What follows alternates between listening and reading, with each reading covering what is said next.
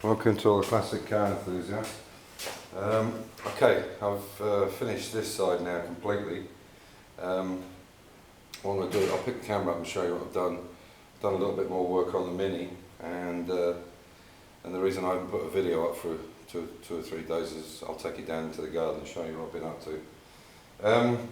Yeah, so I've got one side finished. I've got 10 lead sticks sent to my sister's place in London from Frost, which is Frost Restorations, which do all the tools and stuff, and they've sent it down because I think they're up in Rochdale, I think it is, in Lancashire. Anyway, they've sent them down, they're already at my sister, so I can pick them up. So 10 bars should hopefully get the rest of all this done. There was a little thing I wanted to show you on this. I come up with a little better way of getting the metal back off. But before I do that, I had two emails. Sammy, I had to, come here, sit down. Come on now, it's dangerous, come on, out, please. Go on, good boy.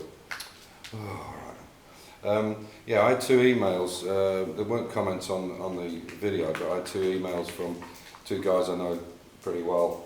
And they were mentioned about I wasn't wearing a mask when I was grinding.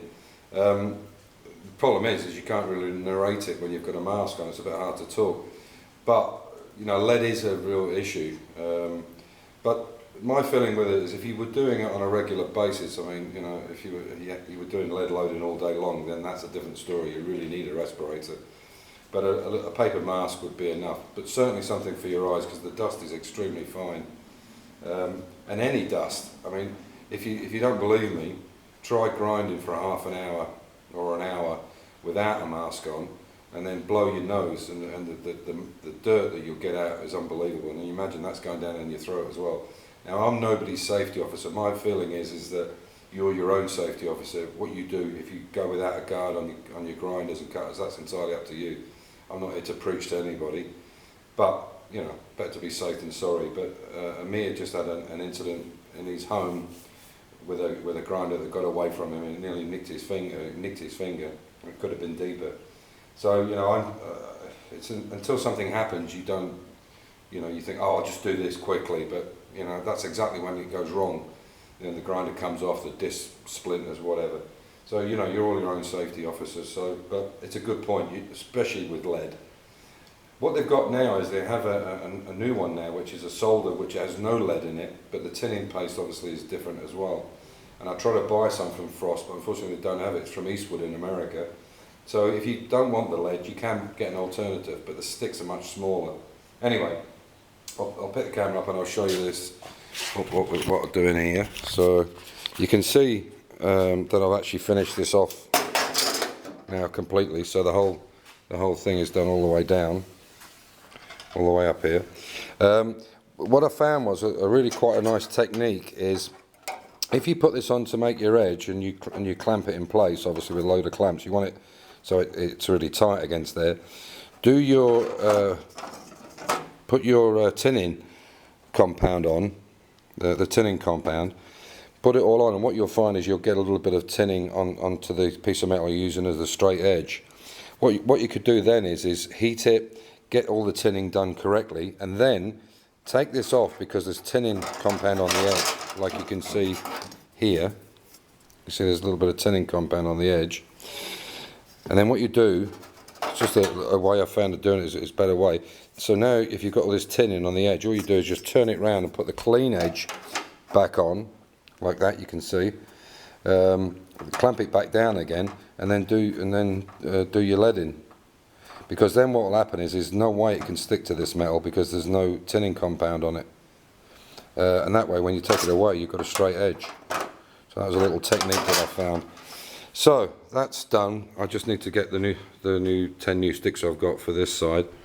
On the Mini, I've put the other arch on, and you can see here. Put the other arch on, and you can see I haven't actually bolted it up there yet, but you can see that's going to fit quite nicely when it's all done. Especially there's a little bit there needs to come out. You can just see where this gap is.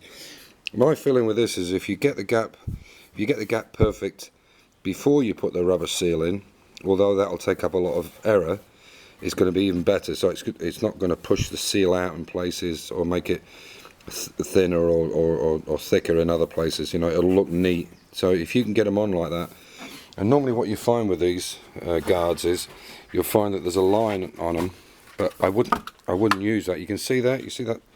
Hopefully you can see that little line. But I wouldn't use that. I would actually go to your car. Don't just go straight onto that line. You know, you need to shape it a bit at a time. So yeah. Anyway, so that's another one in. I've put this back in just to check it out. This is this aluminium, this stainless steel plate I've put in, which is there's going to be the back cover for opening it up. And this is where obviously all it'll sit like that. In fact, flat. There'll be a handle and a bit on it, and that'll sit right onto the tyre, so it's square, so you can put luggage straight in the back. And I've got to actually put spacers in there because it's a bit tight to get back up. It's catching.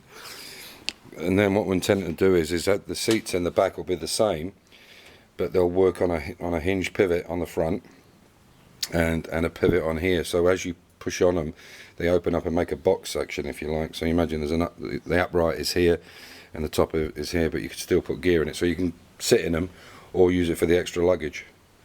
And they're encased, so if you had an accident or a rollover, they wouldn't fly everywhere. That's the thoughts anyway. So I'll take you down. It's just gone a bit overcast. There's supposed to be a bit of a storm today. So I'll just take you down and show you what I've been up to. Yeah, it's nice. It's gone a bit cooler. It was supposed to be 31, but it feels like more 35. Humidity is quite high. So, there's Amir and Rivka back from Vienna. So, I'll just take you down and show you what we've been up to down here. So, yeah, we have some friends staying from. Oh, you can hear the thunder. I had some friends staying from Munich, and Helmut and Angie has she's in a wheelchair. She had a stroke many years ago, and she loves to swim, but it's difficult. These stone steps are lovely, but they're very difficult to carry somebody into the water. So some years ago I made this up. I'll come down and actually take the plug out because I think it's going to rain. And I made this, this is a winch that I use for upstairs, for bringing up my parts for upstairs. And I made this system up. So basically you bring the wheelchair alongside, and she can sit down on it. And then it's got this winch system on it here. Just a handle, and and basically it goes down into the water. It works better when somebody's on it because it's more balanced. And then it slides right down into water, and then she has a life vest on, and then you bring her back out. She can slide back on with a life vest, and then bring her back up to.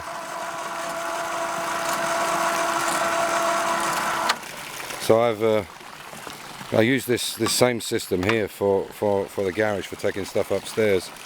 And to finish off, I haven't actually put the lights in the Mini yet, but I'm putting them on mains power. So I have to cut the back of the lights out of this Mini. This is this Mini bar. I think I've mentioned before, it's a bit of a mess in here at the moment, and it's been sat all winter, so it needs cleaning up. But the fridge is back in. The fridge is back in it, and it's on. Yeah, it's on. Nothing in it at the moment. So the next thing is I'm going to put this petrol cap on this, and then what I'll do is I've got another little job in here. I'm going to make a stain. You can see how rotten it was. I'm going to make a stainless steel tray to go in here, and it'll have ice in it and a little drain plug. And I put all the beers in there, so when you want to go and get a beer, you just open the boot up, and on here it'll have the petrol cap, but a flip top one I've got, the chrome's damaged on it, and it'll have a church key on it, a bottle opener, so it'll clink into there. But what I'm going to do with the lights is cut I'll maybe show you, maybe I can show you. I'm going to cut the back of these lights out because they're knackered anyway, and I'll put normal bulbs in it.